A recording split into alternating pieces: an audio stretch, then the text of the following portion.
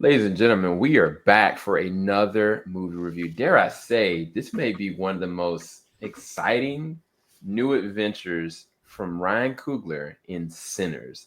Sinners stars Michael B. Jordan and Michael B. Jordan. It also stars Hailee Steinfeld, Omar Miller, Jayme Lawson, Wunmi, I'm always get her last name wrong, Masuko, Delroy Lindo, Jack O'Connell, and so many more amazing actors and actresses. This is a swan song for your boy Ryan Coogler because not only did he direct this, but he wrote it and it was completely shot in IMAX. I have a full panel today. We're going to be quick and to the point because this is our non spoiler review of Sinners, but I'm going to go ahead and bring them on right now. What's going on, Jorge? What's going on, Mike? What is going on, everybody? Let's go ahead and get into the juice, man. What was you guys' anticipation going into this versus what the payoff was? How did you guys come out of it? I mean, I came into this knowing that I was going to be skewed a little bit just because I'm a huge Michael B. Jordan and Ryan fan. So I knew I was going to be like already a little bit on the I'm going to like this, but I was blown away with this from start to finish. Like there's nothing. I was thinking about this on the way home from driving, and it's hard when you find a movie that's this good and you're trying to find faults in it, and you kind of have to take a step back and realize there really aren't. There's nothing I can pick at. Like I thought it was shot beautifully. Like it was a great story from start to finish. Yeah, like it you are locked in. And this was a masterpiece, plain and simple. Yeah, no, I completely agree. Mike, going into it versus coming out of it. Yeah, like the trailer honestly does this film, in a way that you build up expectations anytime you see a trailer of a film, especially a good one. And I know this one, was notorious for like, listen, the less I saw of this film, the better, because I didn't want to get any expectations up for this. But luckily for me, this film has surpassed my expectation that is set for me watching the trailers. And I will say that honestly, like going in, what I was expecting this film to be is not what I got, but I'm actually happy that because I was, again, you blow my proportions out the window and gave me something very intellectually satisfying, and also culturally satisfying too. I think in many different ways that this film is going to speak to a lot of different people. If you don't just see it from a surface level, or just just a vampire movie. Yeah, there's something here for everybody, in my personal opinion. But yeah. Yeah, I think the thing for me is that I saw so much hype being built up from this, honestly. A lot of people came off of CinemaCon immediately after CinemaCon. They immediately watched the film, and it's just praise after praise after praise. And I'm not gonna lie to you guys, the hype is real. I mean, it, like Jorge said, it's beautifully shot.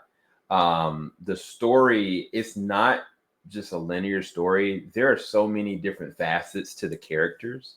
And I think that Michael, one of the things he seems inherent is he allows the actors to breathe life into the characters. A lot of people try to constructively sculpt it into something, but you can tell like when they need to be charming or when they need to be charismatic, they're charismatic. When there might be need a joke to be cracked, they assume the position, right? When there's a romantic moment, it's not overly romantic, it's not overly sensual, it's to the point, it's to the direct. And I think the thing that I can say most about this film, this is pure entertainment from a cinematic standpoint. Cinema is not just defined by action or set pieces or great cinematography or great acting. It's something that is all encompassing.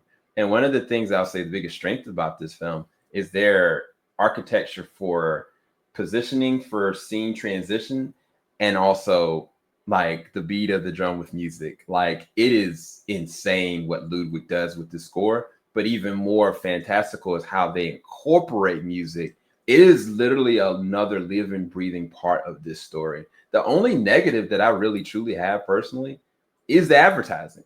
There are things in the advertising to me would have made, if I had never seen even a trailer of this and I just watched it cold turkey, I think that this would have been probably one of the best movies I've ever seen, ever.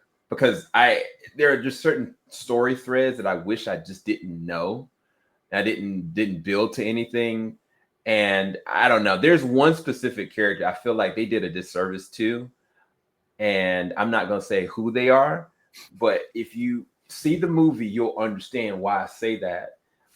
Because that character is a really pivotal cornerstone. And I think that they just did too much with the advertisement with it. But let's go ahead and get right into it. What were the strengths of this movie? I mean, again, my outliner was the music, but what was your perspective on what were some of the strengths of this movie? Why this worked?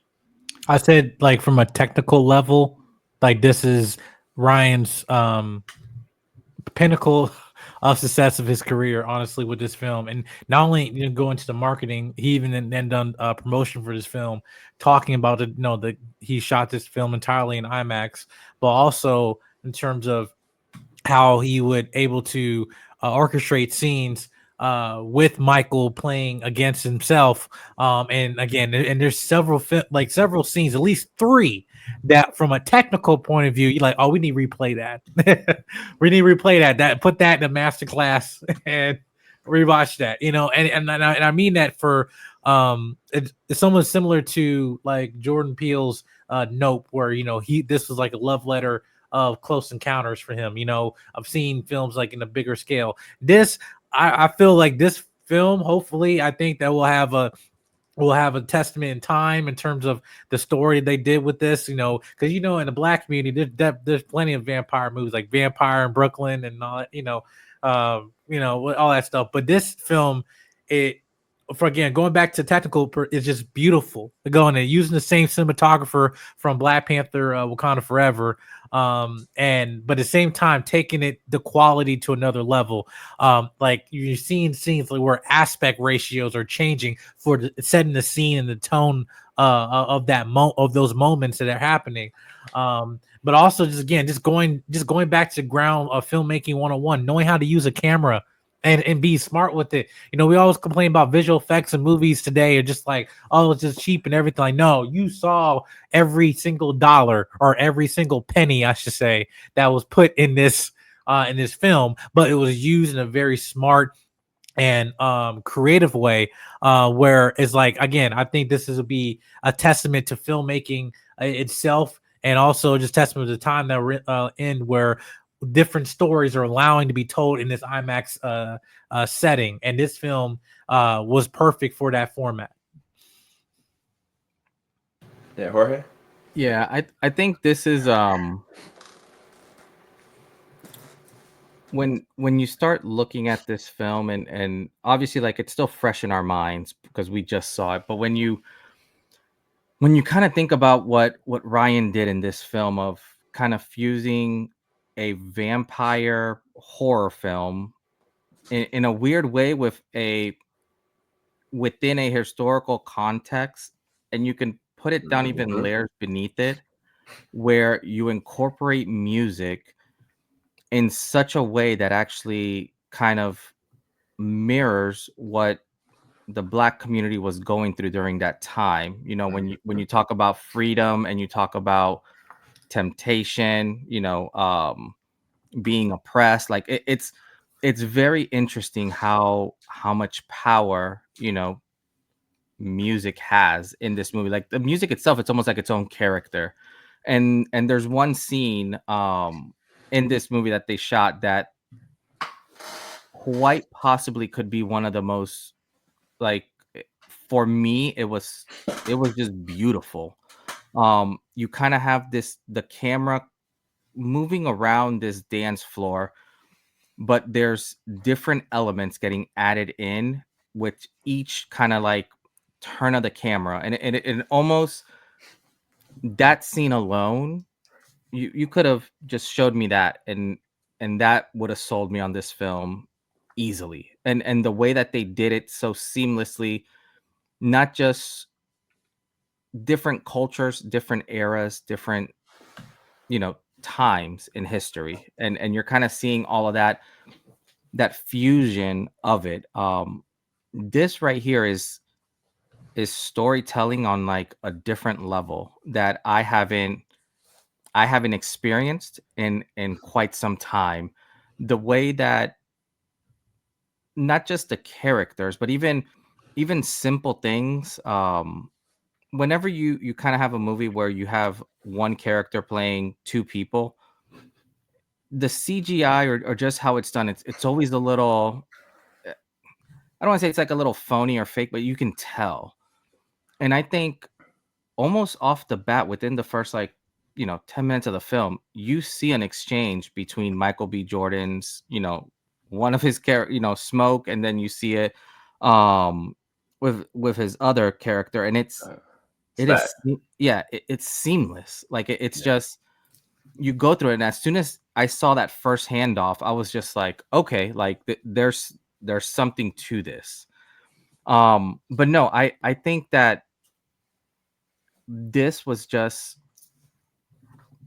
is like a masterclass in how you can incorporate almost a character without having an extra actor on the scene.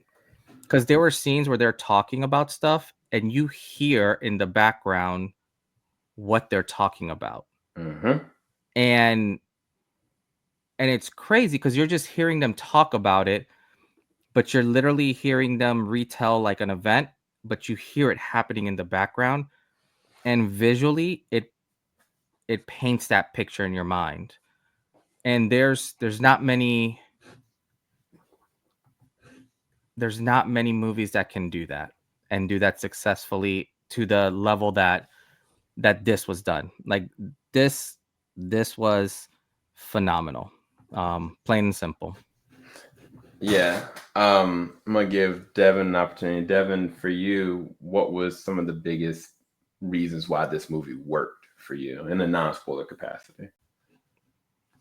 Definitely because I love what Michael B. Jordan was able to do with Smoke and Stack because they were such different contrasts of characters and their personalities. And some of what Jorge said was that like with the characters themselves and then the movie itself, you had so many, it felt like cultural influences that it really made it all work. And it paid a lot of homage and respect to different cultures. And especially, I think you all know that it was two different scenes that got me, and one scene when they were partying, and then another scene outside that really caught me off guard to be able to see how they didn't, it wasn't based around just one group of people. It was based around everyone. It was based around all different ethnic backgrounds. So Uh-oh. Oh no. Delroy got him, y'all. I know. But no, I'm going to piggyback off where he was trying to get at. I think to his point, like you guys have kept describing the scene on the dance floor and the power and the influence of music. One of the things they do, they establish something from a lore standpoint. I don't think they've ever tried to tap into when it comes to like vampirism and whatnot. And just for you guys to know, like the synopsis of this is really Smoke and Stack is two brothers. They come to Mississippi in 1930s, roughly. They really just want to kind of start like a business up and they want to hit the ground running and they're going to do whatever it takes. They know how to take care of business. They know how to take care of themselves. But unfortunately, other influences are involved that are pushing and pulling it. But at the center of it, the cornerstone of it is music. And the interesting thing is that the way that they handle music literally sets the foundation of how and why everything is happening. And I got to say, when they showed the scene of the young man actually singing on the floor and then how they handle the ADR side of it, like the actual describing what's actually happening, while also allowing the layers to work, and then to show the contrast and the connection, like one inside connection and an outside contrast, and what that actually means from an appropriation standpoint. There's so much symbolism here that is insane. And I think for me, the biggest strength was the influence of music and what that actually means. But the other thing about it is how they handle the lore of vampirism. Like, I don't think that I've seen like them handling vampires like this before. I don't want to describe it, but you're going to get caught off guard. There's some tropes that you're going to recognize, and then there's some other influences that you're just not going to be like, wait, what? But it makes sense. They make it make sense, but at the same time, they allow the story to tell it. And one of the things I wanted to give opportunity for everybody to kind of describe, did you guys have a favorite character? Did you guys have a favorite performance? I think we all can, appreciate Michael B. Jordan, but he's playing two different characters, right? And I mean that. Like, the thing that I think I want to kind of talk about specific characters, but I love how they handled, how do I say it without spoiling it? The romance and the relationships in this. There are it's three specific key romantic relationships in this, and all of them stir from the same pot of tragedy and trauma, but they're real, right? They make a cornerstone of each of the specific characters that these three different relationships kind of lay out, and how they handle it is crazy. I had no idea. I don't know how an actor can have chemistry with two specific different actresses so well, because Michael B. Jordan's chemistry with Wunmi character Annie is off the charts. Like, there's so much there and history there, right? But yet at the same time, there's a different relationship and there's a deeper thing there with Hailee Steinfeld and Michael B. Jordan, and the way that they handle it, the way that both actresses handle it in tandem with him, there's a clear difference between Michael B. Jordan's characters that you don't feel like it's the same person. Like, it just disappears. Like, to me, it feels like two different people. I never looked like it was the same person. I was almost like convinced, like, oh, dang, can't believe this is about to happen. I can't believe they got to do this. But yeah, what was you guys' favorite performance, and why? I mean, it's hard not to say Michael B. Jordan. Like, and I think you described it perfectly there, Sam. Like, he legit played two such distinct characters that even throughout any scene, you always knew who was who. Yeah.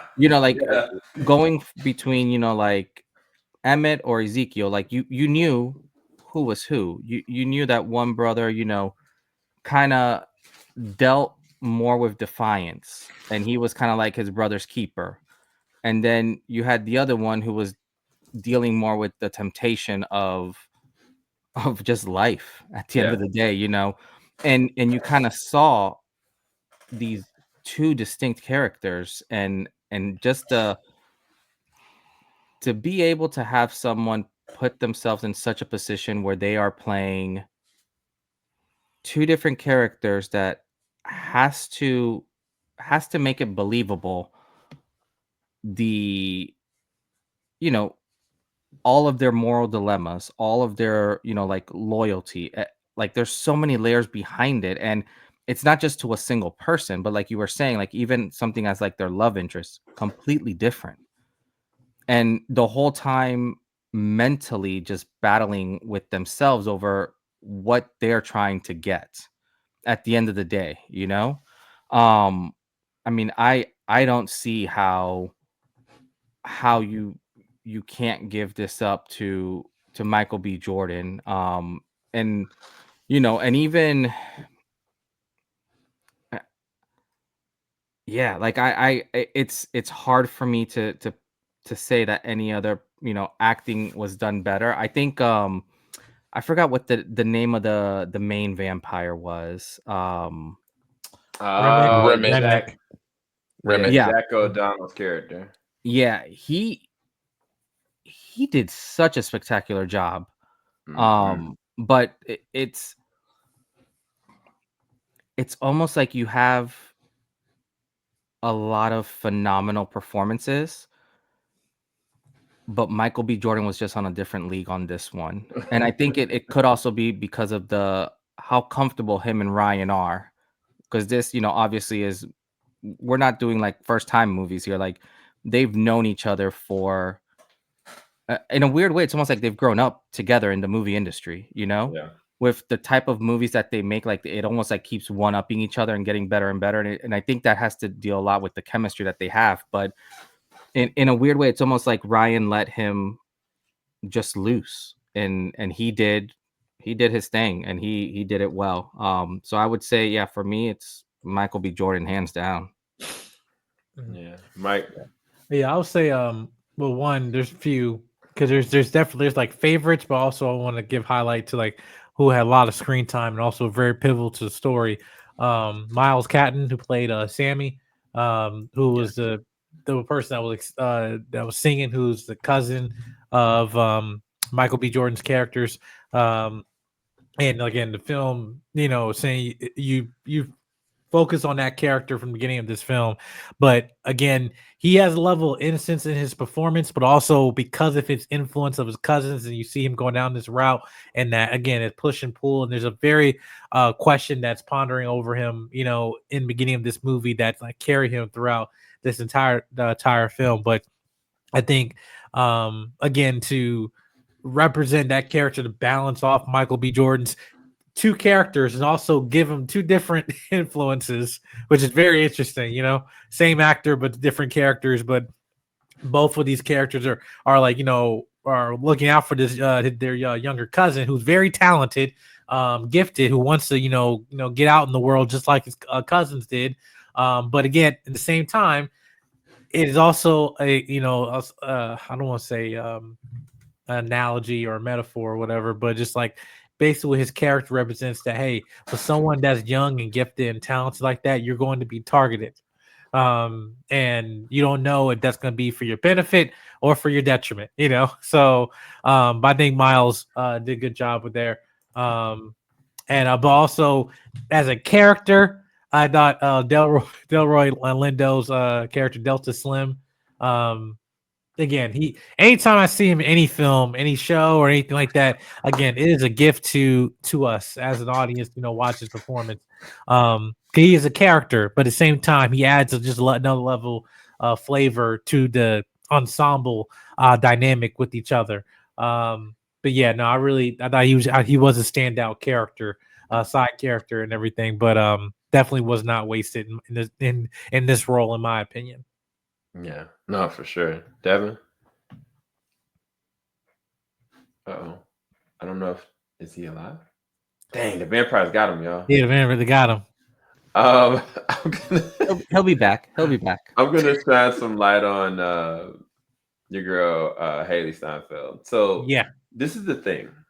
Mm-hmm. I can't say what I really want to say. If y'all want us to do a spoiler review, I'll do a spoiler review and I'll go into detail. But what I can say is when she's on screen, when they utilizing her, whether it's the accent, whether it's the subtleties to her background, whether it is her connection to this story, there's no reason that she should fit, right? But she does, and she does it so naturally. It's crazy. But the other character again that I want to bring up is Wunmi. Wunmi's character, Annie. If she didn't exist in this, you wouldn't even know what's going on. You wouldn't even understand what's left from right, what's up, what's down. And I think, in my personal opinion, the emotional connection to all of this is off of her back as well. There's a scene, there's two specific scenes with her and Michael B. Jordan that one is just very tender and important. And then there's another one that's just emotionally scarring. And they just land it, man, and it's all for both of these amazing actresses. But like Mike said, I think that the actor, well, I don't know if it was Jorge or Mike, but Jack, he did his thing. Jack, I've been following him for a grip, but he can act his butt off, and he is just, I don't know, it's not just menacing, he's charming. Yeah. He the identification of like true evil is this level of seduction to it, right? Like there's something that entices you about a person, and he's got it, and it shouldn't work. Like it's not enough time for us to kind of just gravitate. That just shows how good of an actor he is. But I think the thing that we all got to say is that Ryan is doing this freaking thing. Like he's a character in and of himself, and just the way he's handling this. And I think Devin is back with us. So I'm gonna give Devin his opportunity to let us know what was his favorite performance and character. What the? Nope. No, them vampires got him, boy. He's still gone. He's still gone. Did we have any negatives about this film? Again, my negative was really the marketing. I think the biggest negative I had was the marketing. There's something else I want to say, but I can't say it. But did you guys have any negatives about the film? So I think I know what you want to say, and I'm not going to say it in a spoilerish way. Hailee Steinfeld is a scene stealer. In my personal opinion, I think she is there to command the screen when time in there, and if you utilize her the right way, again, and like this film did. Again, she was a great addition to this film. That being said, to the point, I wish there were certain things that was not revealed in marketing, because the way they laid out this film, the pacing, I thought was beautiful. I thought, again, and I think how would that reveal would be so much greater if you did not know it was coming. Right, but did it ruin my experience? No. But it would have been an oh crap moment in a black audience, in a theater. Everybody, that would have even been more like, oh no, right? But you get those moments in other scenes, so it's not like it took a moment away from me. For me, I'm like, I wish some of the marketing didn't reveal certain things, but again, there's a lot of things in this film that it didn't reveal in the marketing too, that even then, again, I encourage you guys, please stay in your seats. Like, don't leave. Don't leave the theater. Like this is a piece of art, so make sure you see the full canvas. Don't yeah, there's the first end credit scene, dare I say, is an epilogue. You can't miss it. It's not just like for extra scenery. It's intentional for the story. I don't think I've seen anything like that since like Batman Beyond back in the day but right. Yep. Without going too geeky and nerdy, Devin, while your internet is still good, what was some of the things you felt who was the best performance for you? And then I'll give you your closing thoughts of the movie. Definitely Remick, because I loved how he was, and like how you mentioned, he was almost charming, and he did such a great job of, like you say, he was like devilishly evil, but he was charming at the same time with how he, approached everyone. And he didn't go around really in a way, he didn't, without spoiling anything, like scheming or anything like that really too much. I felt like he was kind of upfront, especially about what he wanted to do, initially when when him and the others, approached them, they, were, how can I say this? Not trying to spoil anything. Yeah, that's the hardest thing. Not trying to spoil anything, they played it off and everything, but it was just the way it all kind of came together later on with how we learned his background, kind of who he was and his relation to an earlier character, which would put it all together, because we were able to make sense of his motivations of kind of why he was there and everything. So that's what I really enjoyed about him. And Michael B. Jordan, he did such a great job. And like I said, in the different contrast of Smoke and Stack, because Smoke was more like he was a soldier. He was that man of solitude versus Stack, who was a little bit more wild and now life of the party type of personality. So he was really able to capture both of those separately, and you still saw so much love between those brothers too. And I really love the dynamic between those, and even their separate romantic interests really, of course, went well together with who Michael B. Jordan's characters were. They went, Michael B. Stack's love interest went with his. Smoke's love interest went with his very well. So they did a great job in how they portrayed those characters and how they portrayed those relationships. So I really, really did enjoy that. That's going to be definitely one I want to see again when I have time. Yeah. Any closing thoughts? Closing thoughts on the movie? Oh, definitely go see it.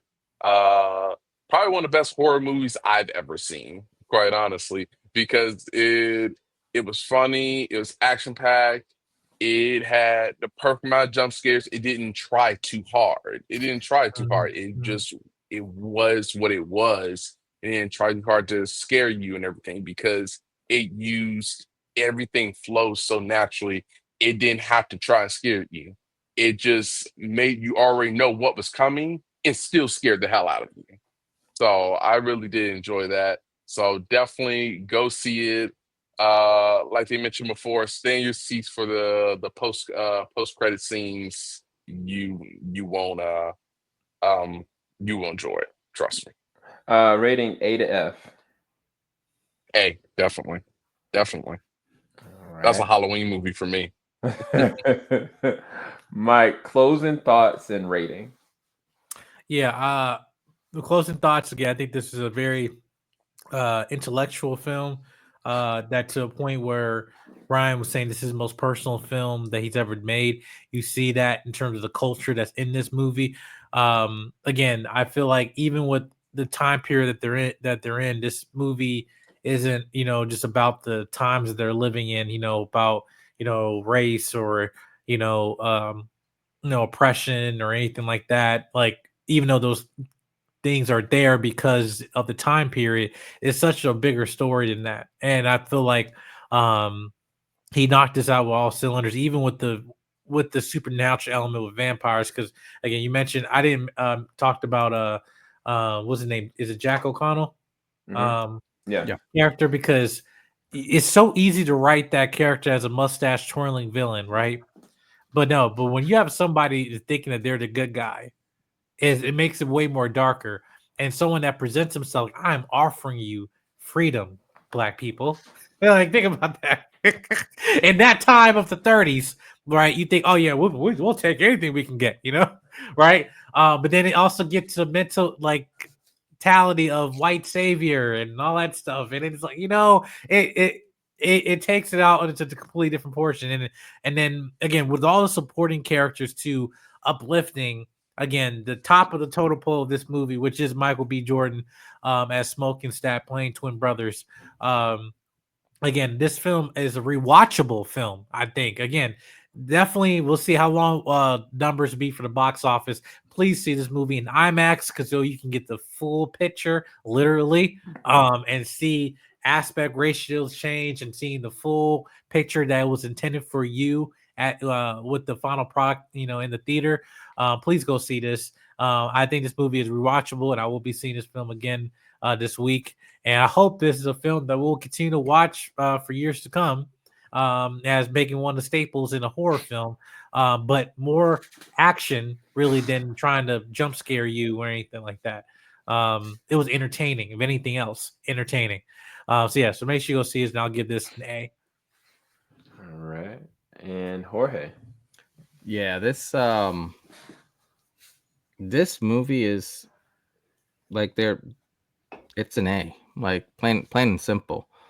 I think the way that he portrays every character, all the storylines, the way that music is invoked in this movie, like this is I think my only negative to this movie, I think this is gonna fall under like Dune 2, how I think it just came out too early, which sucks.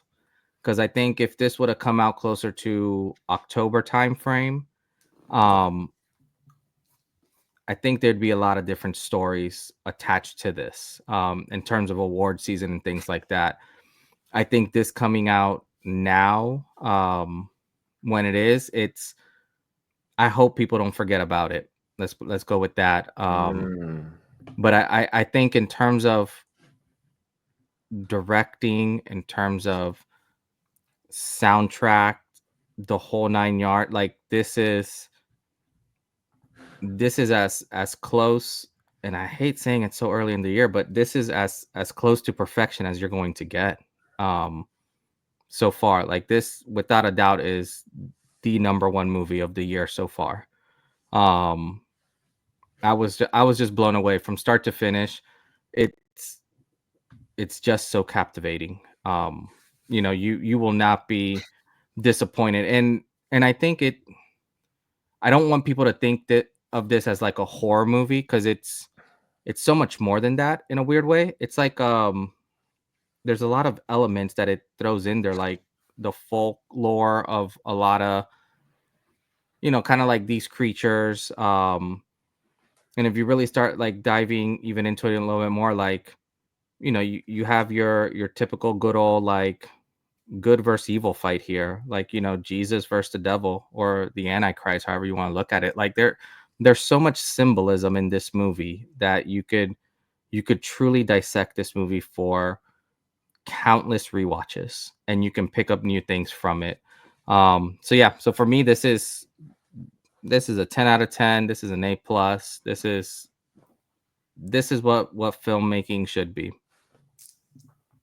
Yeah. All of those sentiments. This is for me an A plus. This is it's tied for best film of the year right now for me. Warfare had that nugget for me. And now this movie came out and I just don't know what to do with it. It's got it all, right? It's got the amazing standout performances. And I think Jorge described it first. Like there's a scene where Stack and Smoke are literally smoking something together, and you literally see the smoke maneuver over, and it's so seamless that you just like, these are two different people. How are they doing this, right? But the action from Ryan Coogler, right, who's done Fruitville Station, who's done Black Panther, of course, who's done Creed. The action, when the action is on, because this is a slow burn. It starts off like chugging, building, adding, progressing, crescendo, then moving up. But when the action is on, like it's not like, I mean, shoot, it's from dusk till dawn, bro. Like it's going in. It is not holding back at all. Like some of these action shots in this, we haven't even gotten to the surface. Like I would love to do a spoiler review on this, because I think one of you guys said, I think it might have been Mike, like there's a character study on the way that he did this. This is a swan song for them. This may be Ryan Coogler's best film, straight up. Like from a technical standpoint, I think it actually might be, because he had way more to lose if his didn't work. But some kind of a way, he breathed life into every single character, even the villains. He allowed cinema to tell the narrative. Like he allowed us to be able to breathe life into these characters while at the same time getting like immersed into the world through the music, through the folklore, through the new way of talking about how vampirism even works and functions within this world. And by the end of the film, I didn't see, once everybody understood that there was like an end credit, no one left. Everybody stopped and they just kept watching. And that told me everything I need to know. Like, this is one of, if not the best film this year. And it is easily an A+. So do not miss this by any means. There's so much we can gush about later. If you guys want us to do a spoiler review, I would love to do that because we're barely scratched the surface. We didn't talk about the score. We didn't talk about anything, but we will love to. But thank you guys so much for watching our review. It was long-winded. It was 40 minutes plus. But for the best movie of the year, I mean, what can you do? I mean, I think we did the same thing with Dune, and I would have loved to talk to War for 40 minutes if I had other people there. But I'm going to give everybody a little bit of the spotlight. Mike, where can everybody find your content, man? Yeah, you can find me on YouTube, Instagram, Twitter, at Jedi Mike 7. Got interviews posting up, and I also got some CinemaCon footage that I'm still editing and wrapping things up and everything I have there, posting soon. And also, Last of Us is here. So we're in the Last of Us season at the moment right now. So, and then Daredevil's ending up. So we'll have our finale review coming up soon. But you can find me on YouTube at Jedi Mike 7. Yes, sir. Jorge, where can everybody find your content? Yeah, you can definitely find me here on TeamJVS, and then you can also find me on my on little sister channel, also Fast Reviews, where I'm just doing everything from Spanish reviews to obviously normal reviews in English. But yeah, those are the two places you can find me. Yes, sir. And the newcomer here, Devin Brock, who single-handedly took care of our Devil May Cry reviews. Devin, where can everybody find your content? You can usually find me on Instagram at devbrock_. And you can probably just catch me here with Team JVS doing these reviews as well. So I'll probably get a YouTube going or something going as well. Sam here will probably push me to do it at some point. So Stick to TikTok. We're gonna go, guys. Thank you guys so much for watching our review. Go and check out this amazing, crazy film. Don't necessarily take your kids. Go screen it first because it is very violent and there's definitely some sexual themes there. Not a lot of nudity, but be very careful. But you will see one of the best films this year. We'll talk to you guys soon. Thank you guys so much for watching. Peace, everybody.